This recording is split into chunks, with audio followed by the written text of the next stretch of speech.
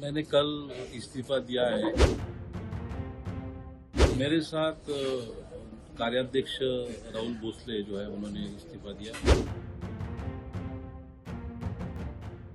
लोकसभा चुनाव के परिणाम से अभी भाजपा उभर ही नहीं पाई थी कि अब एनडीए को महाराष्ट्र में बड़ा झटका लगा है। महाराष्ट्र विधानसभा चुनाव से ठीक पहले चाचा शरद पवार ने भतीजे अजित पवार की एनसीपी में बड़ी सेंधमारी की है।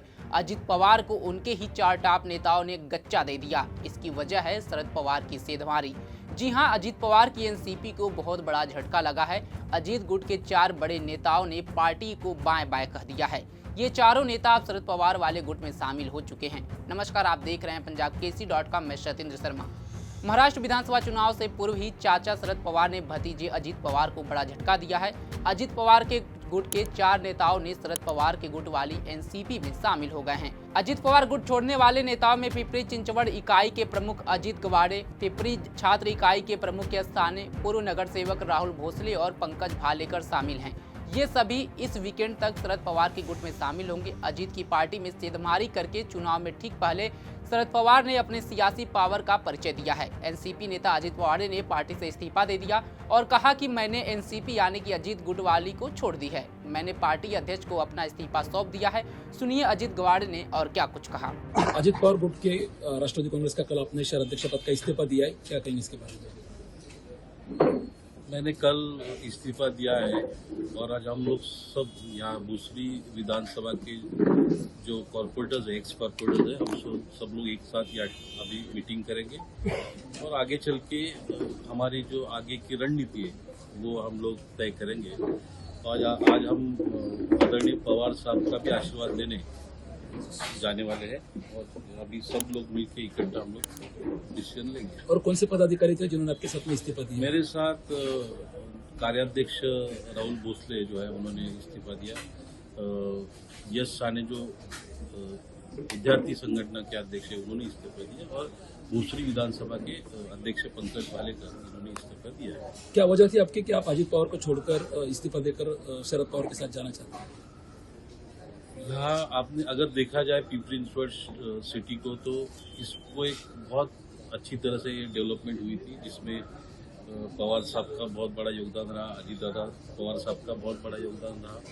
लेकिन 2017 से यहाँ पे पिपरी चिंचवड़ में भारतीय जनता पार्टी की यहाँ पे पीसीएमसी में उनका जो रूलिंग वो कर रहे हैं, तो उस वक्त से पीसीएमसी में जो डेवलपमेंट हुई है वो गलत तरीके से, खास करके दूसरी कॉन्स्टिट्यूंसी में अगर आप देखें तो जिस तरह की डेवलपमेंट हुई है उससे अगर देखा जाए तो यहाँ पे बहुत गलत तरीके के काम हुए हैं।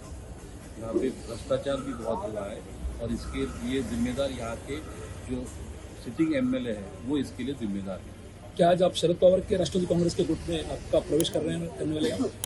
आज हम लोग उनका आशीर्वाद लेने जा रहे हैं। हम लोग अभी साथ मिलकर बैठ के तय करेंगे और अब पवार साहब को हम लोग मिलने जा रहे हैं। कितने पदाधिकारी और कितने माजी नगर सेवक आपके साथ होंगे इस प्रवेश करते हैं? दूसरी के लगभग सभी पदाधिकारी इसमें सहभागी है, तो हम लोग सब मिलके जाएंगे। क्या आप दूसरी विधानसभा लड़ने के लिए इच्छुक हैं? हाँ, मैं दूसरी विधानसभा लड़ने के लिए इच्छुक हूँ और उस तरीके से मैं तैयारी कर रहा हूँ।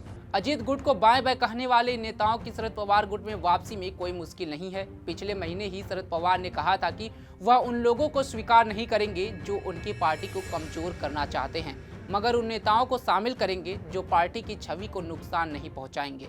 इस तरह से शरद पवार ने संकेत दे दिया था कि वह अजित गुट के नेताओं को भी अपनी पार्टी में आने देने से परहेज नहीं करेंगे। बता दें कि अजित पवार ने एक समय चाचा शरद पवार से बगावत कर दी थी। कई नेताओं को अपने साथ लेकर अजित पवार ने विद्रोह कर दिया था और शरद पवार की एनसीपी को दो गुटों में बांट दिया था। इसके बाद अजित पवार ने भाजपा और शिवसेना वाली सत्ताधारी महायुति के साथ हाथ मिलाया। अजित पवार को शरद पवार की पार्टी तोड़ने का इनाम भी मिला था। उन्हें एकनाथ शिंदे के नेतृत्व वाली सरकार में उप मुख्यमंत्री बनाया गया। एकनाथ शिंदे ने भी शिवसेना से बगावत की थी और शिवसेना को तोड़ दिया था। इसकी वजह से महाराष्ट्र में महाविकास आघाड़ी सरकार गिर गई थी। अजित पवार के साथ साथ प्रफुल्ल पटेल और छगन भुजबल जैसे अहम नेताओं ने भी शरद पवार का साथ छोड़ दिया था, मगर अब खबर है कि छगन भुजबल अजित गुट से नाराज चल रहे हैं। बीते दिनों छगन भुजबल ने शरद पवार के घर जाकर उनसे मुलाकात की थी। बता दें कि अजित पवार की गुट एनसीपी को लोकसभा चुनाव में संतोषजनक रिजल्ट नहीं मिली, क्योंकि पार्टी केवल एक सीट ही जीत सकी, जबकि अजित पवार के चाचा शरद पवार की पार्टी ने 8 सीटें हासिल की हैं। लेकिन महाराष्ट्र के विधानसभा चुनाव से पूर्व एनसीपी में ये जो टूट है कहीं न कहीं एक बड़ा संकेत दे रही है और एनडीए के लिए विधानसभा चुनाव से पहले बड़ा झटका है। अगर एनडीए विधानसभा चुनाव से रहते पार्टी में टूट की जो कोशिश है उसको संभालने में नाकामयाब होती है तो कहीं न कहीं महाराष्ट्र विधानसभा चुनाव में उसको मुंह की खानी पड़ सकती है। वैसे ही एनडीए अभी लोकसभा चुनाव के दर्द से उभर नहीं पाई है क्योंकि इस लोकसभा चुनाव में एनडीए को जितनी उम्मीदें थी उतनी सीट उसको नहीं मिली है। इस खबर पर आपकी क्या राय है कमेंट बॉक्स में जरूर बताएं। तमाम खबरों के लिए जुड़े रहें हमारे साथ और देखते रहें पंजाबकेसरी.com। धन्यवाद।